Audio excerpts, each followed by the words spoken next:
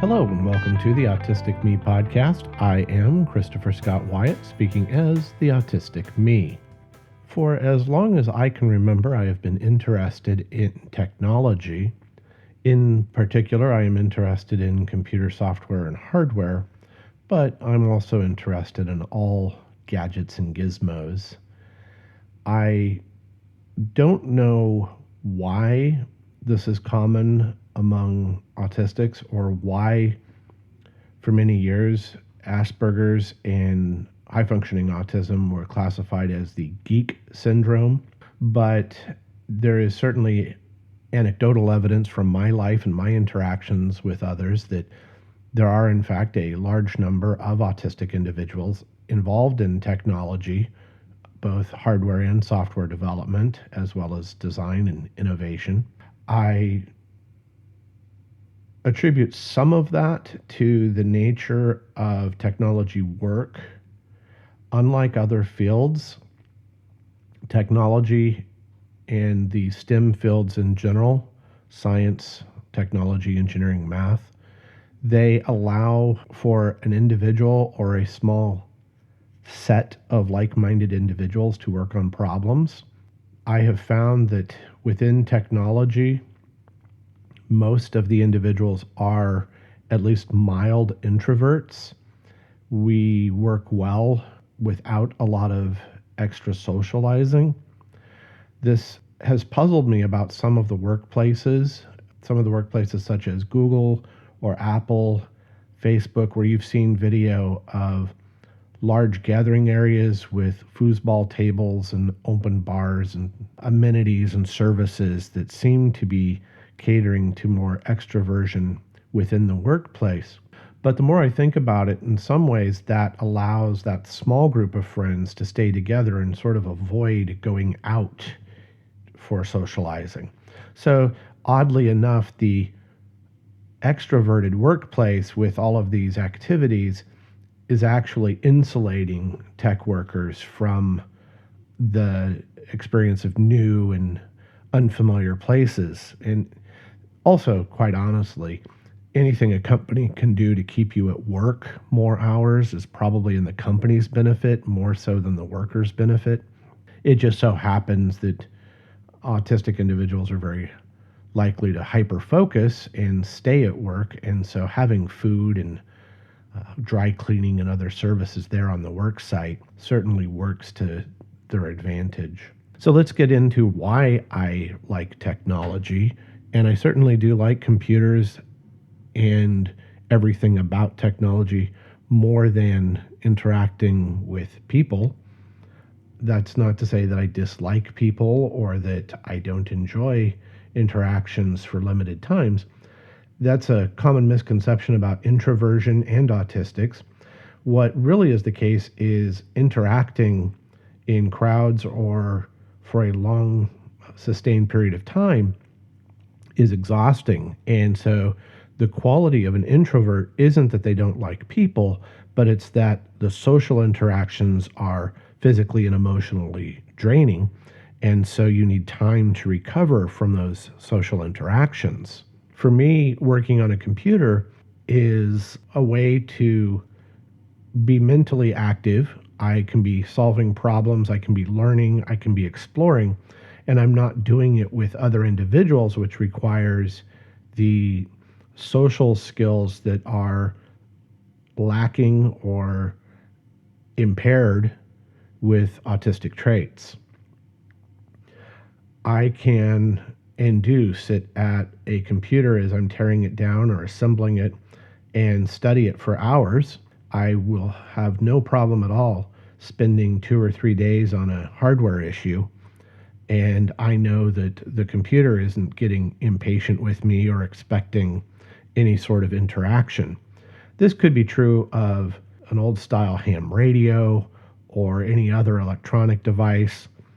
Many of the autistics I know do build robots. My wife and I have 3 or 4 robot kits that we build with the children. Our daughters love the robots. And again, just like tearing apart a computer and reassembling it, assembling a robot doesn't require social interaction with the robot. And again, you're not going to be rushed by the hardware. Certainly, if you're working in a hardware repair center, you're going to be rushed by clients and managers and other outside forces.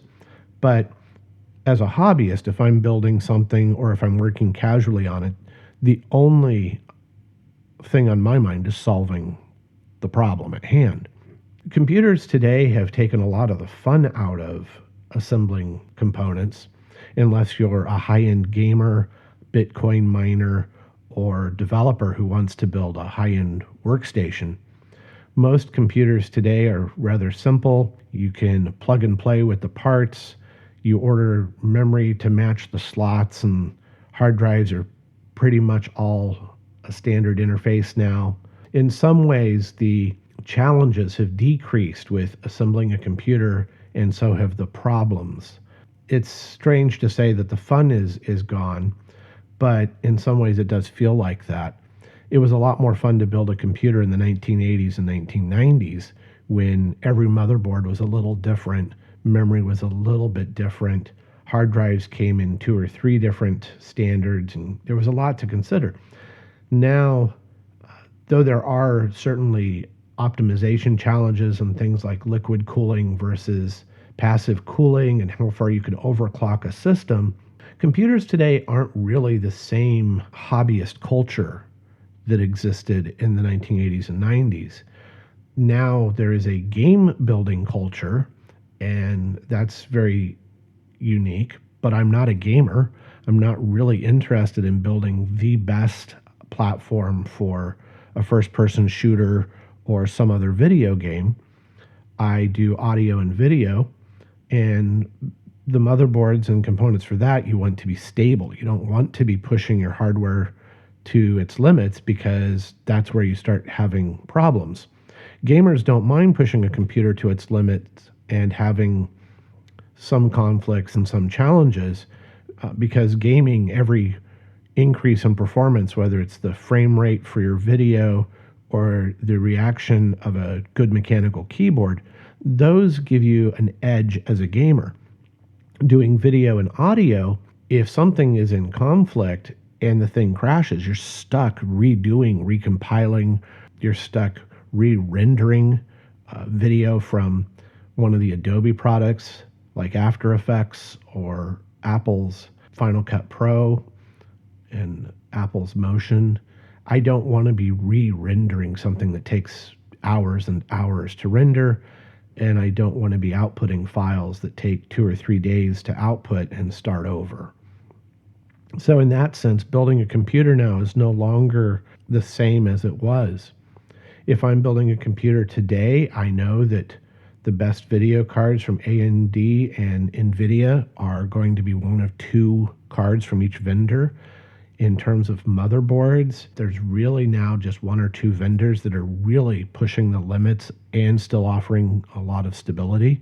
So it's not like the old days where you would buy a Computer Shopper magazine that was the size of a phone book, and you would go through this Computer Shopper and you would just stare at things and try to figure out which video card is going to give me that little bit of extra, which hard drive is going to be a little bit faster. In today's computing environment, your hard drive is going to be a solid state drive. I stick with Samsung for my solid state drives because they're fast and reliable. They're not the fastest always, but they certainly have a high reliability. And so again, you're putting things together based on very different goals, especially if you're using the computer for work. As an autistic individual, I like solving those problems. They give me satisfaction. When I'm done, I feel like I've completed something. As we're with an interaction in a social setting, I don't know if I've solved a problem, completed something. I don't know what's happened.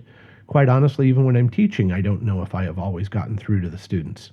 They might score well on a test, and then for all I know, 6 months later, they have forgotten everything we talked about. That's one reason I like the fact that some of my students have been in touch with me for years after having one of my classes. But a computer, I put it together, I turn it on, it works, I know what I did. And so there's that satisfaction. Building a robot with our daughters, when the robot turns and beeps and fires its missile or whatever the girls want it to do, we can see it do what we wanted it to do. And so there's an instant feedback that we have accomplished something. Software is a little different, and I just love software. There really is something beautiful about programming languages and their rules. The nature of computer programming languages is that they have a rigid structure defined by the parser. The parser is that thing that takes the input and parses it or breaks it into component pieces. When you are designing a language and you're using a tool like Antler, Bison, Yak, when you're setting these compiler tools up and you're thinking about how your language will be parsed, there is just something elegant about what you have to think and consider. You have to think in a logical way. Is this going to be object-oriented? Is it going to be a linear language? Is it going to be event-based? Right now, certainly most languages are object-oriented, but not all of them. And there's a lot that goes into designing these languages. The dominant computer languages right now for desktop development would be C# and Swift. For data science and automation, Python. For web work, you still need to know JavaScript. If you're doing some server-side work, you're going to end up eventually needing Java. And if you work with content management systems, you will probably have to deal with PHP. Every one of these languages that I've had to learn a little bit about is different, and yet they follow patterns. They are predictable. Unlike human language, you don't have metaphors and figurative language, and yet there is a poetry to programming. There are rules about how you should format code. There are good practices for documenting code and adding comments into the code. And so in some ways, a computer language, which is a construct of one or two individuals or maybe a small team, has far more perfection, far more predictability than a spoken or written human language. There is just something elegant about knowing that a command is always going to do the same thing. When I was young in the 1970s and 80s, learning BASIC and Pascal, Fortran and C, what appealed to me about these languages was a variable is a variable. If you tell the compiler with a rigid typing system for its variables, month is going to be an integer number, then month will always be the integer number. And there's really no question what you can then do with month. You can add and subtract and divide, and you're always going to get an integer back, unless you assign it to a floating point, and then you get into some really cool things that you can do with modulus math and other things. But what matters is the language is strict. If you open a file, you have opened the file. Some languages, you tell it open file. Others, you do file open or file dot open. So there's the question of, are you going to do subject verb or verb object? And all of these things are really defined clearly by a good language. Now, there are bad languages. And in some ways, they're fun to study too, because bad languages get all mixed up in their syntax. Sometimes they are object action. Other times they're action object. Some of them will use dot notation occasionally, which is object dot action or object dot property. And learning all of these things, you start to admire the best languages, and you see them as works of art. You see them as the poetry that they are, this intellectually advanced form of communication that enables us to do so many incredible things. One of the aspects of programming that fascinates me is the actual central processing units, the graphic processing units. Somehow we take lithography and etching and we carve out, or we laser etch silicon with semiconductive properties, and we put in all of these commands. And it's fascinating to me how a giant poster, a lithography of a say an 8086 or a 6502 chip, you look at this beautiful print, and what you realize is somehow through the magic of electrical engineering and computer hardware engineering, these pulses of electricity are being guided through gates, logic gates, and they are becoming commands and language. And so at the one end, you have this compiler with an almost human language. And at the other end, you have all this electricity just flowing through substrates and semiconductor things I will never understand, and yet things that are so impressive that we have managed to do as humans, as sentient beings. We've taken what is basically sand and dirt, right? We've heated it up. We've created these chips, these wafers. And with them, we have done things that weren't really possible with vacuum tubes and switches. We have done amazing things. And so when I look at an iPhone, what I think about are all of those chips and all of these developers who programmed firmware into these chips or permanent etchings and made them what they are. And somehow, when you program in Swift or you program in Kotlin, what happens is all those commands that you wrote in this human readable form get transferred into this digital world that is nothing more than electricity flowing around chips.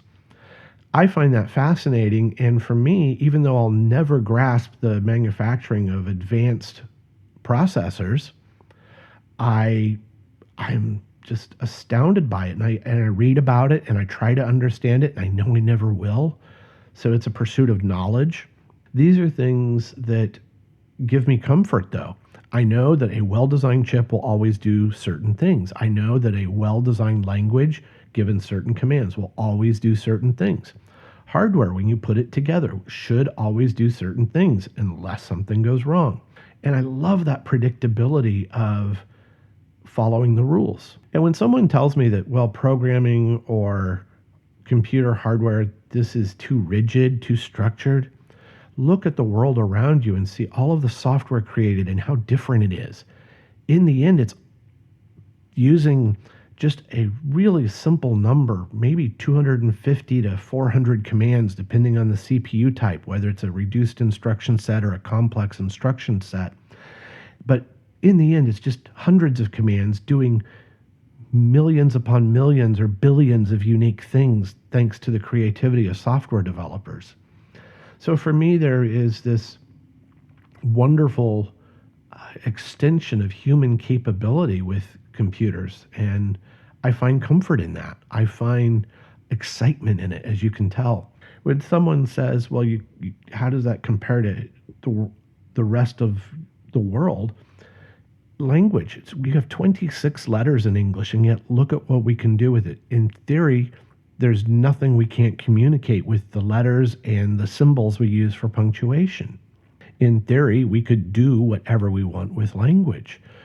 I look at sheet music and I tell myself that every piece of music starts with just those basic notes.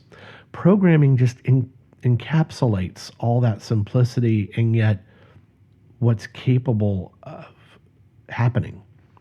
So when someone says, why does an autistic individual like yourself find comfort in technology? It's me and the computer. It's me and the keyboard, creating something by following rules. And when it breaks, there are certain routines I can do to try to figure out why something went wrong. Technology is just more predictable and understandable. It's easier to diagnose than a human. And when I say diagnose as a human, I don't mean physical ailments. To me, physical ailments are fairly easy theoretically, right? Theoretically, we can do some tests and find out if you have a cold or something. But I can't easily get into your brain. Humans are just too complex. A computer, when it goes wrong, I know how to go about problem solving. When software goes wrong, I know the steps to debug my code. Other autistics certainly find comfort in other routines or other processes, but I do believe we are somewhat process-oriented. step 1, step 2, step 3, very concrete in our thinking. And computers are all those things. They are processes that are concrete. They are well defined with nice guidelines and simple rules. I don't know that anything else I do makes as much sense to me. I have autistic friends who do horticulture. I have others who work in veterinary science, and I understand that. Again, they're not dealing with humans. They're not dealing with people and social interactions. They're dealing with plants, which are something they can understand, and they can spend hours and hours and hours addressing something with a plant, and the plant doesn't care. The plant doesn't get impatient. The vet science to me strikes me as a little more complicated because you still have the human client and the animal is trying to communicate. But autistics will tell you, for some reason, it's easier to communicate or to understand and read an animal than a human. Animals don't lie. If they look like they're in pain, they're in pain. And so I think that my attraction to technology is in line with the other autistics I know. If your son or daughter or partner, the autistic person in your life, likes technology, I certainly understand why. Technology is comforting. Technology is routine. And I don't think it's useful to tell an autistic person, well, you should go find something else to do. You should find something that's more social, or you should be developing other skills. Thanks to technology, we can go to school online if we have to. We can connect to each other via social networks. We can find other autistics when we might be in a small community. We can find people like ourselves and talk. So technology in some ways is empowering, and telling an autistic child or teen or adult that you need to take a break from technology is saying that you need to give up one of the tools you use that helps you connect to the rest of the world. I hope I have explained a little bit about why I love technology so much. I know there's so much more to it, and I could certainly talk about it for hours. However, this is just a very short Autistic Me podcast. I am Christopher Scott Wyatt, and I look forward to our next meeting. Thank you.